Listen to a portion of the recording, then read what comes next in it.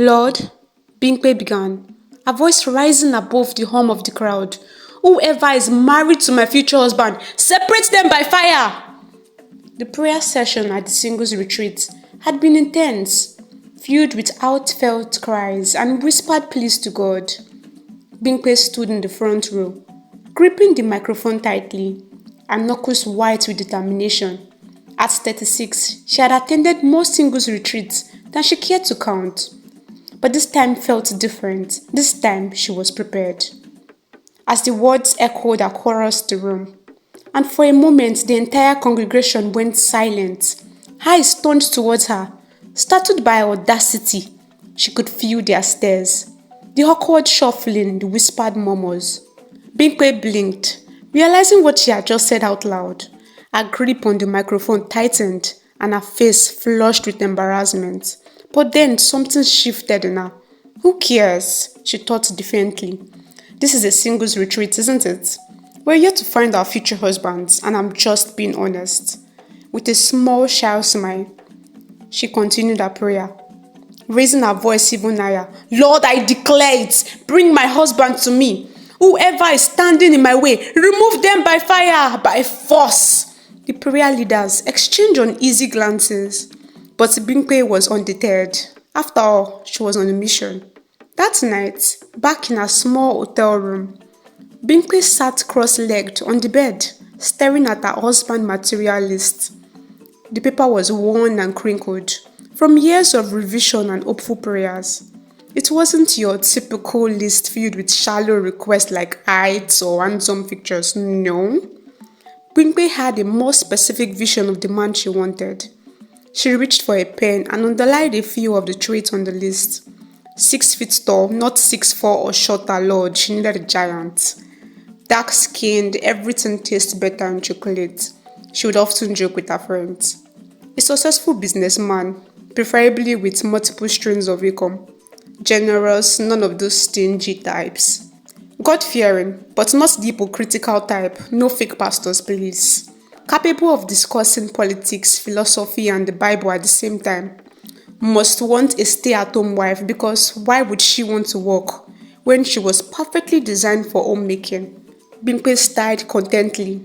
It was a list only a few could meet. Yet, yes she was.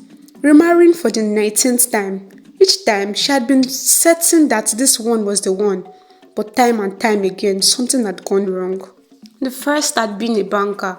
Tall, charming, but stingy. He would argue over splitting the bills on dates, not her style. The second, the pastor, seemed perfect until Bimpe discovered he was more interested in his flock of church sisters than being a husband. Then came the engineer, the politician, the artist, each one falling short in some critical way. One couldn't pray, another didn't want kids, another was perfect in every way, but had an annoying laugh she just couldn't stand. Each wedding had come with promises of happily ever after, only for her dreams to be dashed by incompatibility or unmet expectations. Her phone buzzed, shaking her out of her thoughts. It was Titi, a childhood friend. Bimpe, what happened today at the retreat? Titi's voice crackled through the speaker. Everyone's talking about your prayer. Bimpe laughed, twirling a strand of hair around her finger. You mean my future husband prayer?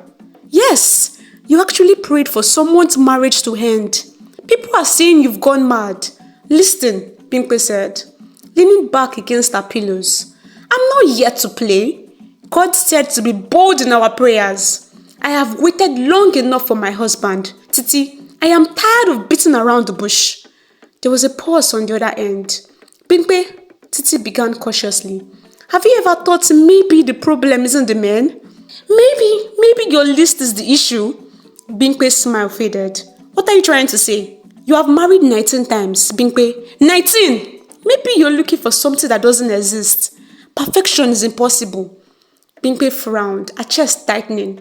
Titi, I know what I want. I'm not settling. I deserve the best and I won't stop until I find him. But what if you've already passed by someone who could have been right for you? You're looking for a checklist, not a husband. Bimpe's mind raised. She had heard these words before. From her mother, from her siblings, from friends who had grown tired of watching her fall in and out of love. But this was her journey, a quest for the perfect husband. No, Bimpe said firmly, I'm not wrong. I'm just being patient. Titi sighed on the other end. I love you, Bimpe. I just hope you're not missing out on real love because of some list. The next day, Bimpe sat at her vanity, staring at herself in the mirror. She looked good for her age, 36, still radiant with smooth dark skin and full hair. She was a catch, no doubt about it. As she reapplied her lipstick, her thoughts wandered back to her prayer the previous night. Separate them by fire. It had been bold, but maybe Titi was right. Maybe, just maybe she was chasing an illusion. Still, she couldn't shake the feeling that her perfect husband was out there, waiting for her. She just hadn't found him yet. As the morning sun streamed through her bedroom window, Bimpe stood in front of her mirror, fixing the final touches of her makeup. Today, like every other day, she whispered a silent prayer before leaving her home. Lord, send him soon. I'm ready. This time, I'm really, really ready. She whispered with closed eyes, her voice soft yet filled with conviction. She opened her eyes, reached for the Bible on her vanity, and gently slipped out the folded piece of paper. From between its pages, the corners were worn, showing the list had been read, revised countless times. Bimpe scanned it again. Lawyer, banker, engineer, pilot, artist. I guess finally settled on the next entry. Fitness trainer. Fitness trainer, she murmured to herself, tapping her chin. How on earth do I meet a fitness trainer? She smiled at the thought, then glanced at her reflection again. She had been meaning to take her fitness seriously for a while. Maybe now was the time. It was part of her plan, right? What better way to meet a husband than to get fit in the process? Her faith was unshaken, even if others found her quests amusing or even ridiculous. She folded the list neatly and placed it back in her Bible, where it remained next to her trust in God. Later that day, after some consideration, Bimpe found herself driving around town, checking out gyms. The first few didn't catch her interest, and she was getting tired. Each gym had people running on treadmills, trainers shouting out instructions, and yet none of them felt right. By the time she was nearing her compound, the idea of joining any gym at all seemed less appealing. She sighed in frustration, ready to reverse into her driveway, when suddenly, BAM! A car jolted to a stop. Oh my God, she gasped. Clutching the steering wheel, her eyes widened as she realized she had almost hit the car parked behind her. Her heart pounded in her chest, and she scrambled out of the car, prepared to apologize. Standing beside the other vehicle was a man in a fitted white t-shirt and athletic shorts. He was tall with smooth dark skin and an athletic build that made him look like he belonged on the cover of a fitness magazine. Hey, it's alright, the man said with a calming smile, walking towards her. His voice was deep and soothing. His manner calm as if this sort of thing happened every day. I am so sorry, Bimpe stammered. Her face flushed with embarrassment. She ran her hands through her braided hair. I didn't see your car. No harm done, he assured her, waving off her apology. You were just about an inch away from making a dent, but no big deal. I'm Tade, by the way. I just moved in next door. Bimpe's eyes briefly widened as she took him in. He was certainly attractive, lean, strong, and with a warm smile that made her feel instantly comfortable. For a second, she thought, maybe he's a trainer. Nice to meet you, Tade, she said, offering her hand. But before the words left her lips, he added with a grin, I'm an app developer, by the way. Her heart sunk. Just as quickly as her interest had sparked, it fizzled out. App developer. He wasn't even close to being on her list. With a polite smile, she shook his hand, her mind already elsewhere. Bimpe, she introduced herself, though her enthusiasm had noticeably dulled. Well, good to meet you. Sorry again about almost eating your car. She turned to leave, eager to distance herself from what she now saw as a wasted encounter. Tade's brow furrowed slightly as he watched her retreat. Something about her sharp withdrawal intrigued him, but he decided to leave it for now. Later that evening, just as Bimpe settled onto her couch with a glass of wine and the latest Nollywood drama playing on her screen, there was a knock on the door. Who could that be? She muttered, annoyed at the interruption. She stood up, wrapped her silk robe tighter, and opened the door. There stood Tade, leaning casually against the doorframe, his lips coiled into a friendly smile. Hey, I just wanted to check on you, he said, his voice light. After the almost accident, I hope you're okay. Bimpe blinked, a bit surprised by his gesture. She folded her arms across her chest and raised an eyebrow. I'm fine, why?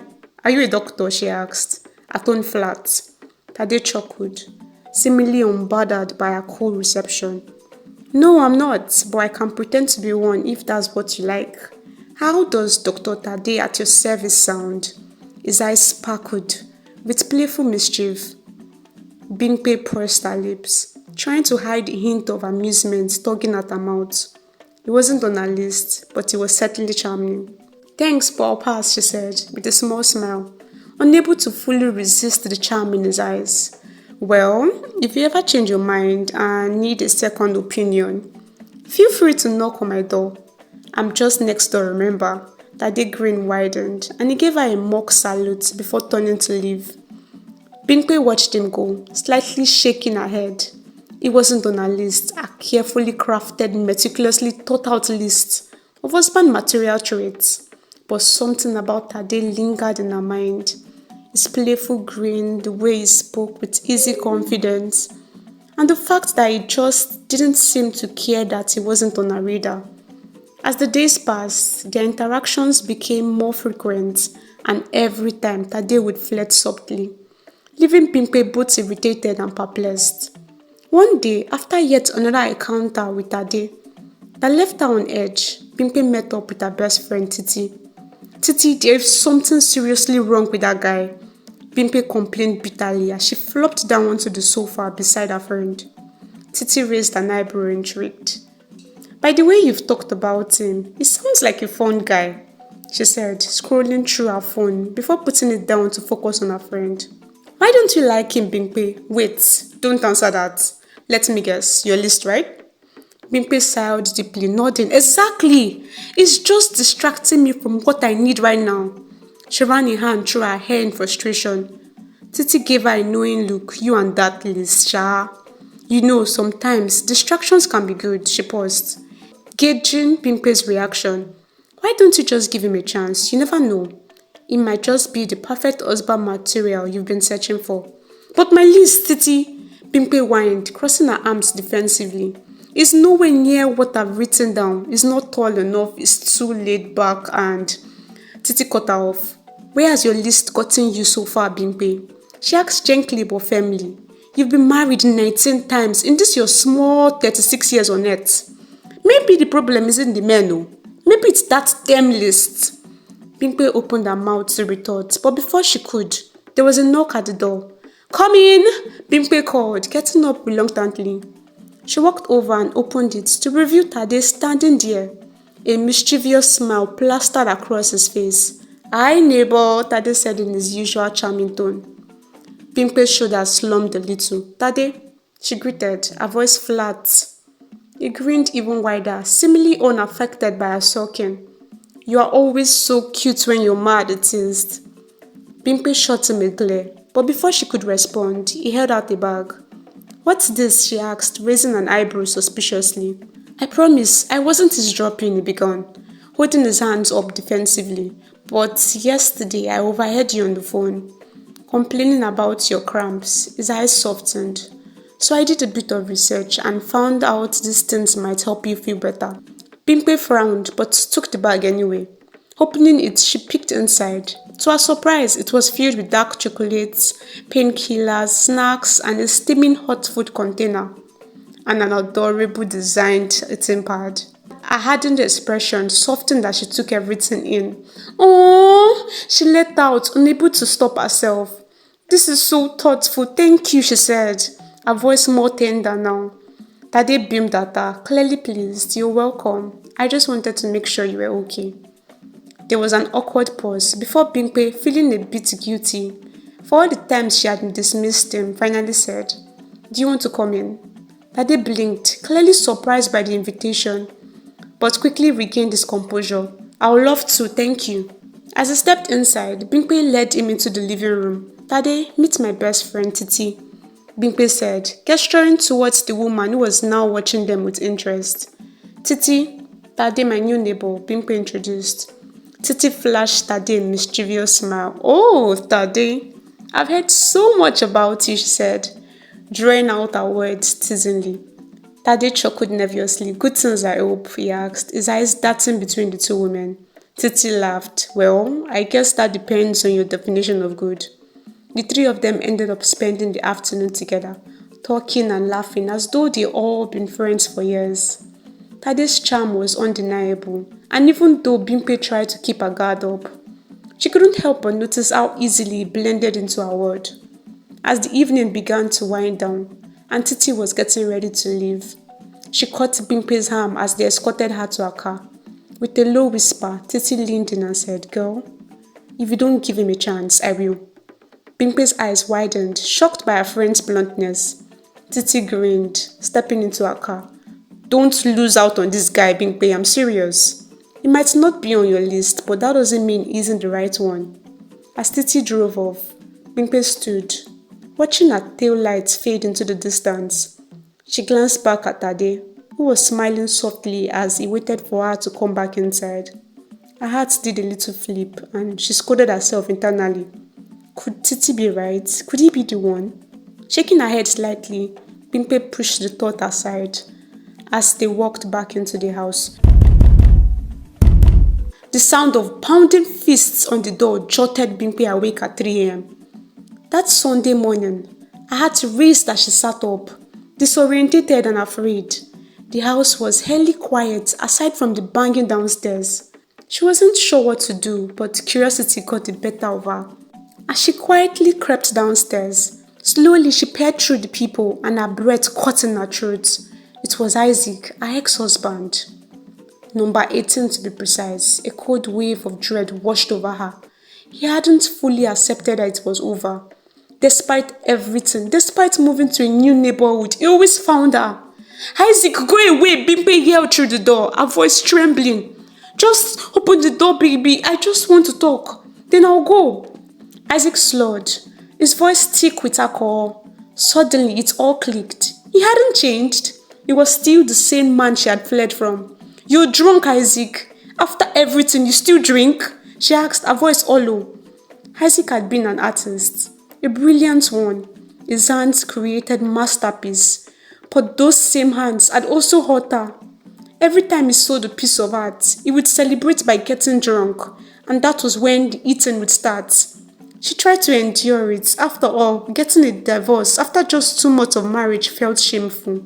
But then, there was that night. The night that almost ended it all. Isaac had gotten drunk again and nearly threw her off the apartment balcony. If not for their neighbors interfering, she wouldn't have survived. The memory made her knees buckle. She gripped the wall for support as tears welled in her eyes. Isaac was supposed to be part of her past, but now he was standing outside her door, threatening to pull her back into the nightmare. Her chest tightened, her vision blurring with fear and exhaustion. Isaac banged the door again, this time harder. "Open the door," Bimpe demanded. Her body began to tremble uncontrollably as the trauma of their past flooded her mind. She reached for her phone with shaking hands and dialed the first person she could think of. "Tade, please, help me," she managed to say before her legs gave out and she collapsed onto the cold floor. Isaac continued pounding on the door, his frustrations boiling over. "Bimpe, open the damn door," he growled, staggering backward, unsteady on his feet. Suddenly, headlights cut through the darkness, and Tade's car screeched to a halt in front of the house. He had not been around. He jumped out and sprinted towards Isaac, his face a mix of confusion and anger. "Hey!" Tade shouted as he approached. "What the hell do you think you're doing?" Isaac turned to face him, his bloodshot eyes narrowing. "Who the hell are you, Spat?" Tade's heart pounded as he realized who this man was. He had heard about Isaac, the ex who refused to let Bimpe go, the man who had hurt her without thinking. Tade stepped between Isaac and the door. "You need to leave right now." Isaac swayed on his feet, his fist clenched. "She's my wife." "I don't need your permission to see her," he slurred.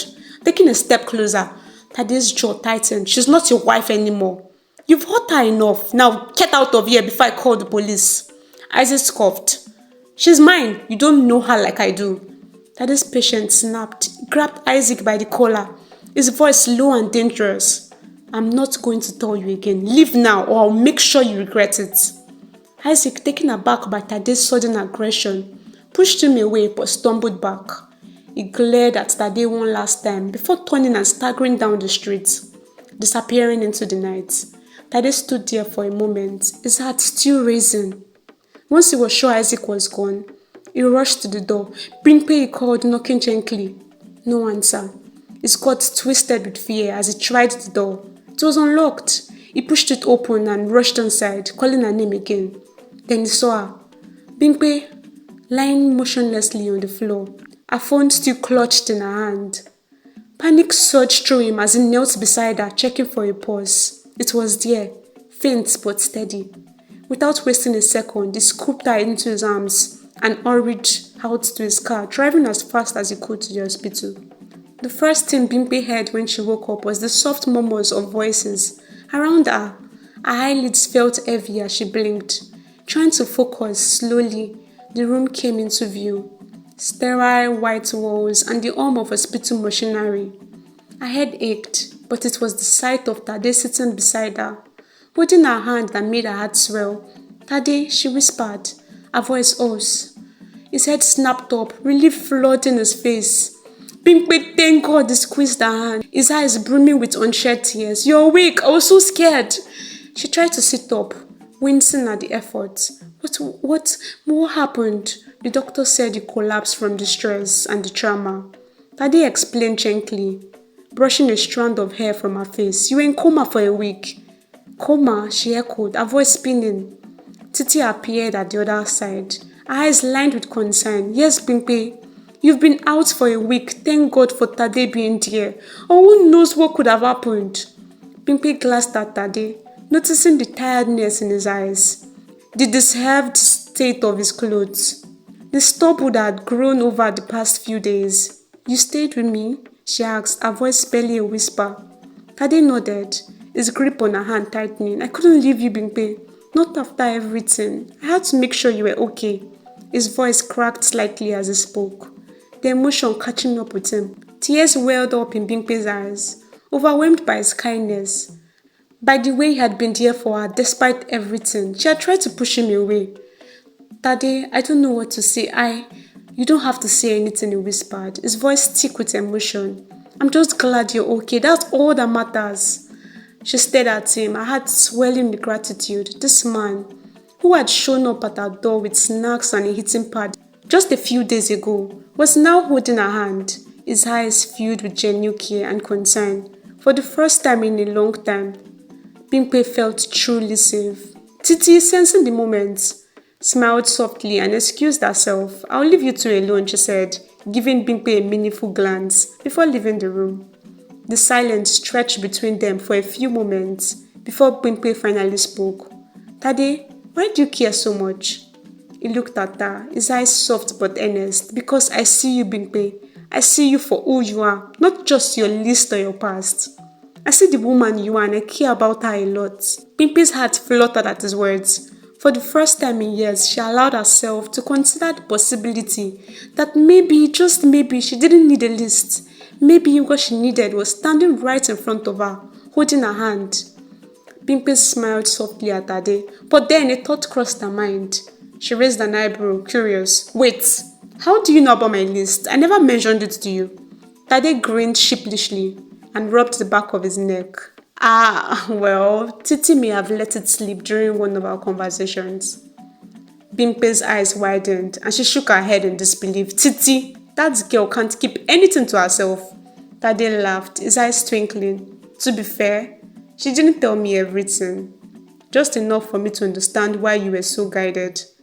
Bimpe sighed, folding her arms over her chest. "And here I was thinking you were just magically insightful." "Well, I won't lie. The list helped me figure out why you've been avoiding me, Tade teased. But if I had to guess, I would say you had a lot of disappointment trying to find husband material. She nodded slowly, her expression softening. I thought the list would help me make the right choice, but it just made things more complicated. I spent so long searching for perfection that I forgot what it feels like to be human. Tade reached over, gently taking her hand again. You don't have to be perfect, Bimpe. You just have to be yourself, and you deserve someone who sees you for who you are. Her heart swelled at his words, and she squeezed his hand back. Thank you, Tade, for everything. His expression grew serious for a moment. You don't need a list to know what feels right, Bimpe. Sometimes you just need to take a chance. Bimpe stared into his eyes, feeling the weight of his words. Maybe it was time to let go of her list, to stop searching for some ideal that didn't exist. Because sitting here with Tade, holding his hand, she realized that what she needed was already in front of her. I think I'm ready to do that, she whispered. Tade's face lit up, a hopeful glimmer in his eyes. Good, because I've been waiting for that chance. They sat in silence for a few moments, the weight of the past week slowly lifting, and as Bimpe leaned back against the pillows, she couldn't help but feel a new sense of peace. Maybe, just maybe, the perfect ending wasn't about ticking boxes. It was about finding someone who truly cared. And as Tade gently kissed her forehead, she let herself believe that a happy ending could start here with him. Hey besties! Thank you for watching this video. I really appreciate your support. I don't take it for granted. If you're not subscribed, what are you waiting for? Please subscribe already. On this channel, I currently have a membership program going on, and it's just for a little fee. You get exclusive perks that not just anybody gets. You get to tell me the kind of stories, titles, topics you want to see, and I take them as priority. You also get to be the first person to see my new uploads before any other person, and sneak peeks of my behind the scenes projects. So anytime you're waiting for a new video and I haven't uploaded, just check out my other videos. I'm sure you'll find something you like. And as always, I'll see you in my next video. Bye besties! Mwah.